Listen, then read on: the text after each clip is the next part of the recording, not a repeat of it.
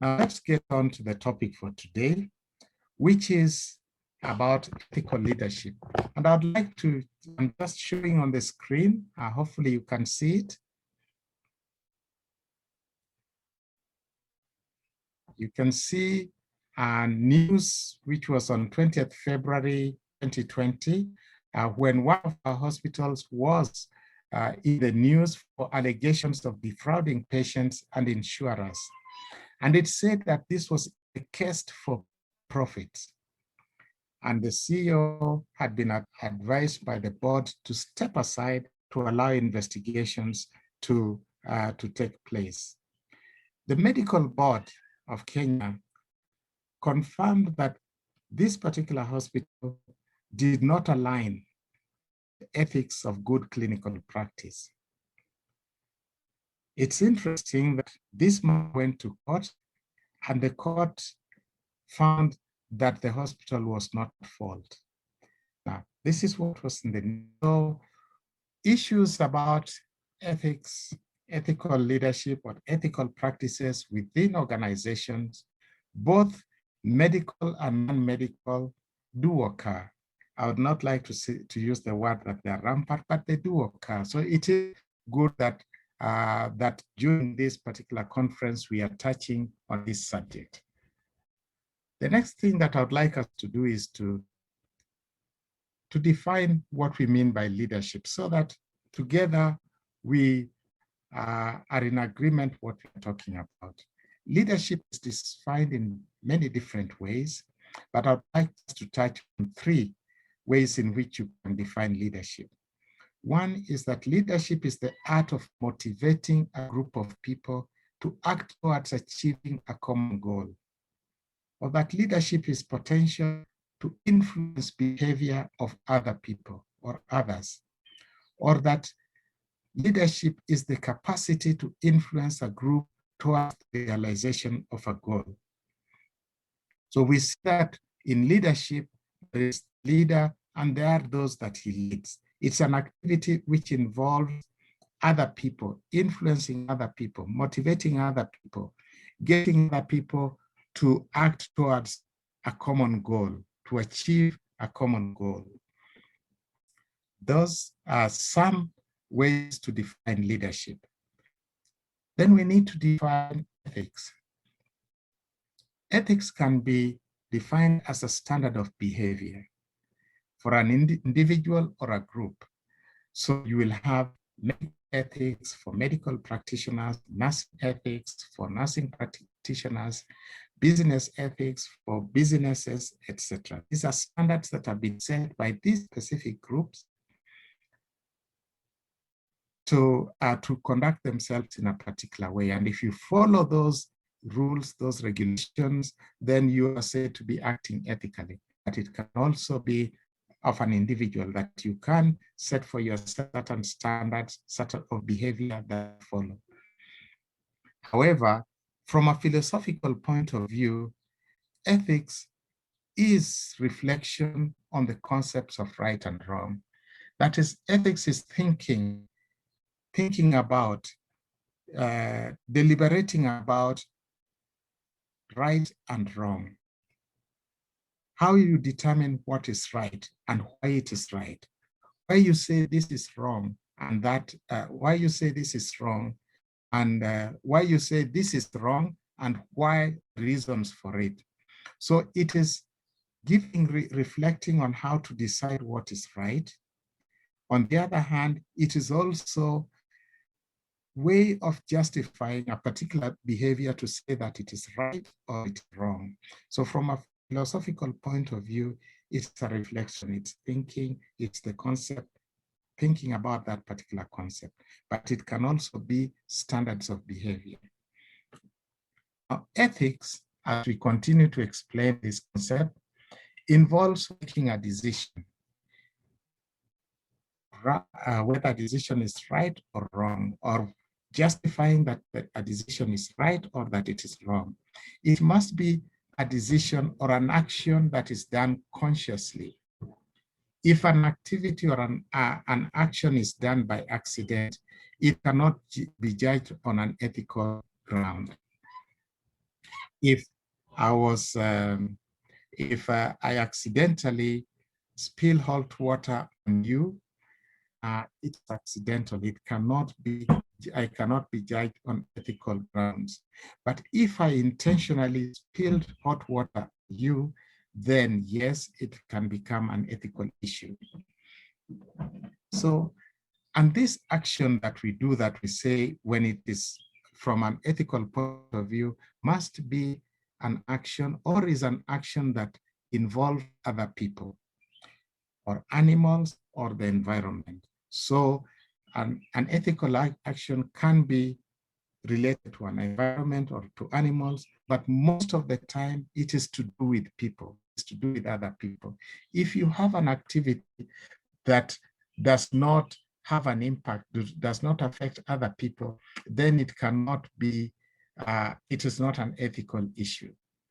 For example, if you were to sing loudly in the bathroom, in your own bathroom, away from everybody, it is not an ethical issue. But if you were to sing loudly in a library where you are expected to be silent, then it becomes this an ethical issue because it now involves other people's lives, it affects other people. But when we talk about ethical leadership, we are talking about leadership, most likely group in an organization or even within a profession. So let's talk about ethical organizational leadership. This would be described as leadership that fosters an environment, culture that supports ethical practices throughout the organization. Remember that we say that that leadership is influencing others, motivating others. So it's an activity that involves other people.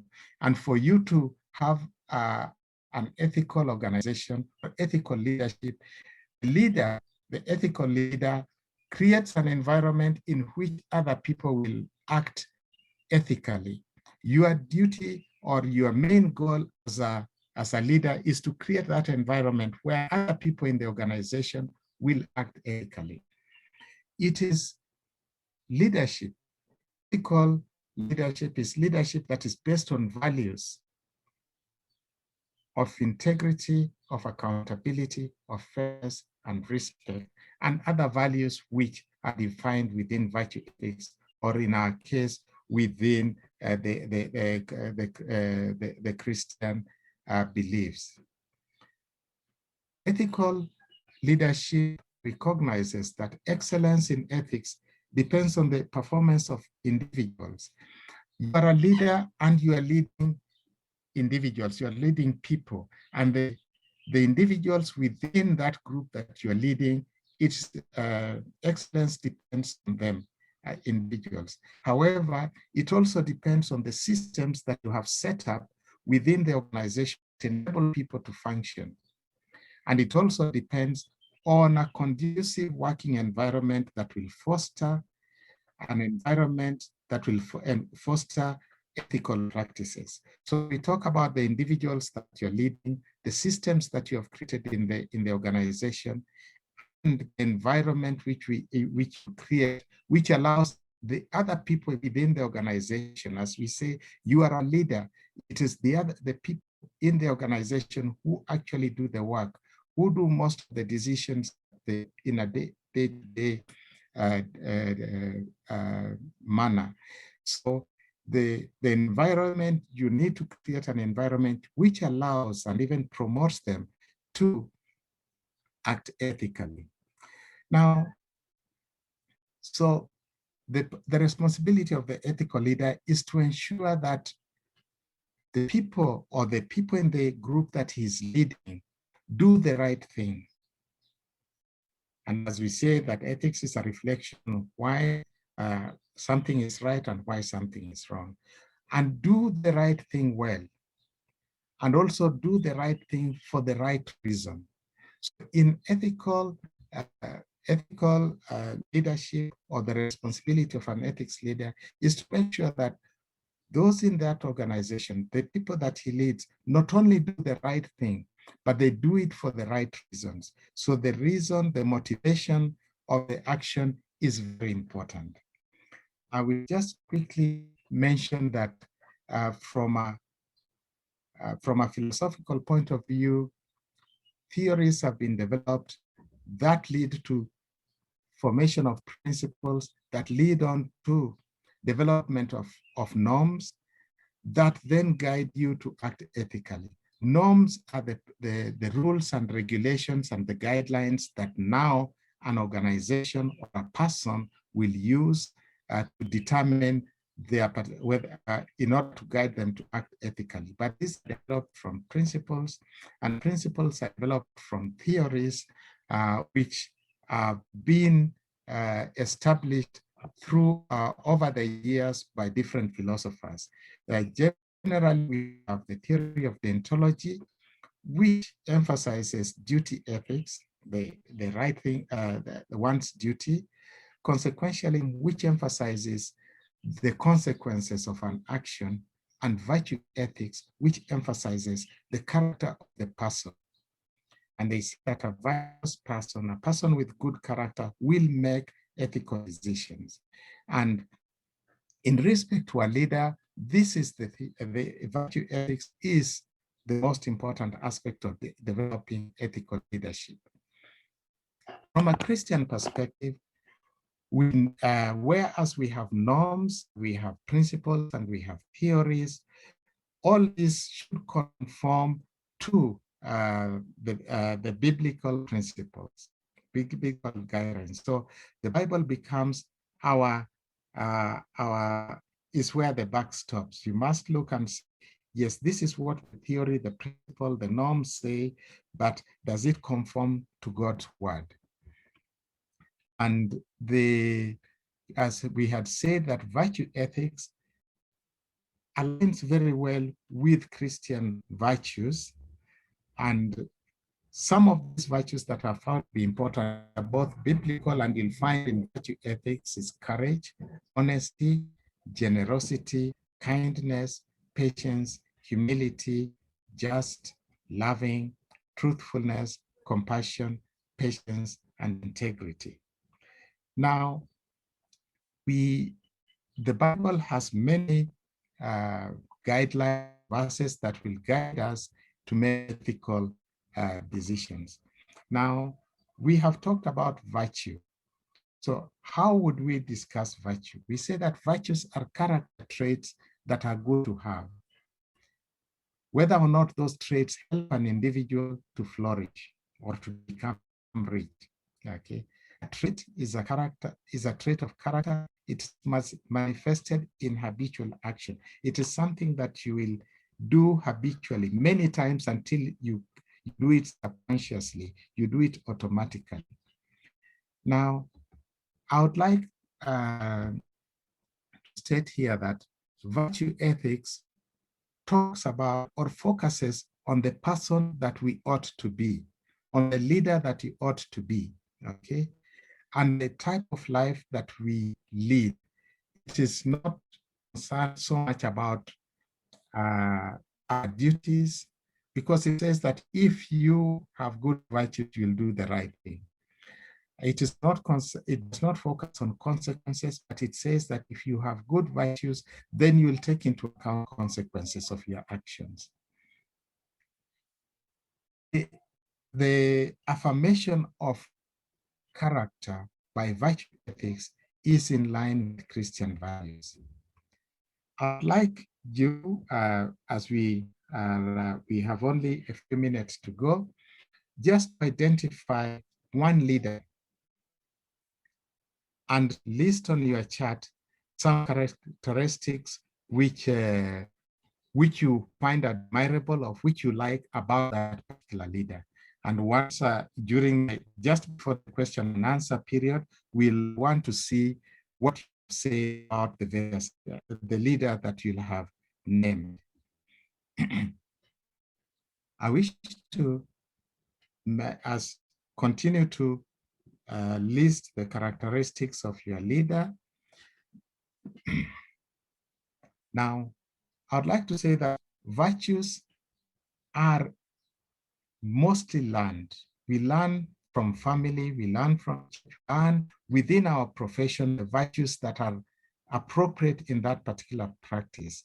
So in that particular profession. So as doctors, you have learned, we expect that you learn certain virtues that are appropriate for a healthcare professional, whether you're a nurse, a doctor, or other healthcare professional. We expect that during your training in the medical school that you should learn these virtues. If you do not learn, you'll find that your practice of medicine may be wanting. Now, the ethical leadership has certain expectations, and that is mainly that it will be consistent with widely accepted ethical standards in that particular profession, and that you will have duty above self-interest, and that you'll have fidelity to the organization's values, codes of ethics, and professional guidelines. If you are going against the organizational codes and ethics, then it is difficult that you will be able to provide ethical leadership. If there are some codes or guidelines that you are in disagreement with, then it is your duty to work to change them to be more acceptable. The ethical leadership in an organization would be at 3 levels. One is at a level where you actually make the decisions, the day-to-day decisions. And as we had said before, the systems and the processes and the policies that you have put into place should be adhere to ethical principles. And the third, we have said that you create an ethical environment. The ethical environment enables the members of the organization to be able to practice, to uphold the ethical standards that have been set by the organization and even surpass that. Once that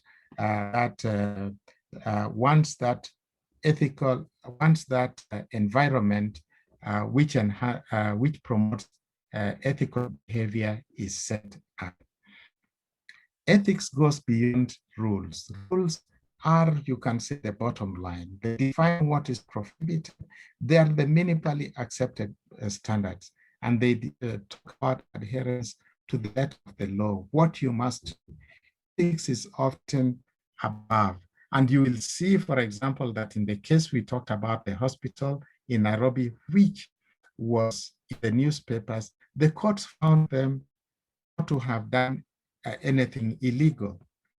For example, the management pressed on the doctors and the nurses to admit patients who did not deserve admission. Now, as you know, as a doctor, it is your decision to admit a patient or not to admit a patient. If a patient could be treated at home, but you admitted them, you have not broken any laws. Nobody can take you to court for that, but you can be held responsible for actions which are not ethical. Because if you look at your medical ethics, you should put the interest of the patient first. So ethics require, the standard of ethics are above the requirements of the law.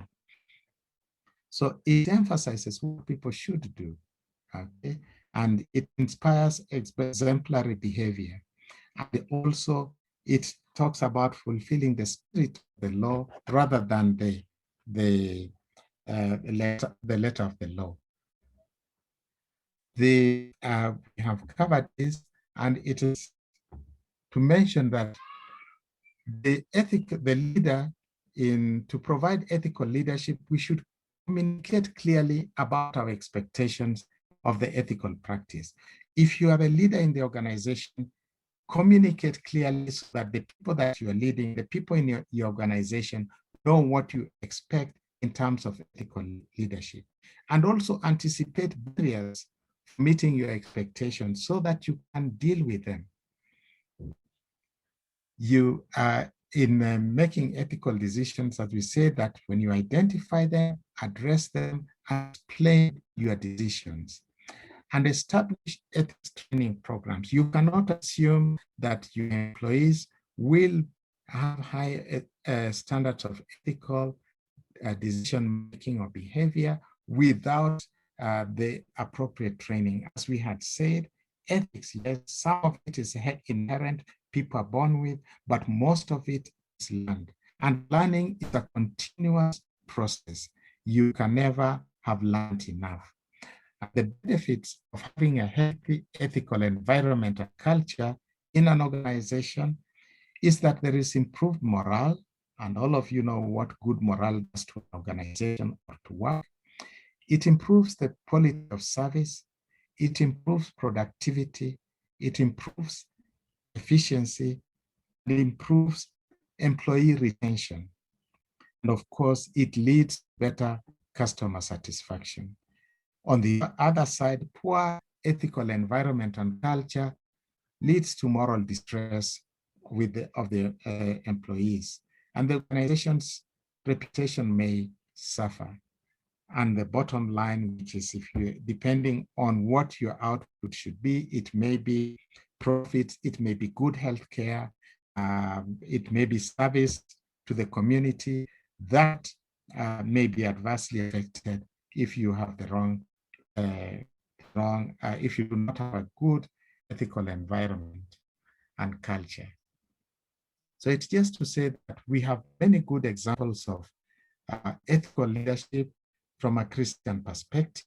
We have many biblical characters that you can study, and you'll see that about their lives. And Joshua, you have Nehemiah, you have Esther, you have David. There are many within the Bible that we can study their character. And so to summarize, I would say that ethical leadership is guided by moral and ethical principles and norms. It is strengthened by virtuous character. It is strengthened by having good virtues or based on good values. And in our case as Christians, based on Christian values and virtues. Good ethical leadership conforms to Christ's teaching. That is, if you the action, you have to measure it against the biblical teachings and standards, and if it is not in keeping with it, then from a Christian perspective, it does not qualify as a. And as we had said, that our duty as leaders, if we want to provide ethical leadership, then our duty is to create an ethical environment and culture in the organization so that those people that we lead can be able to thrive and be able to make ethical decisions.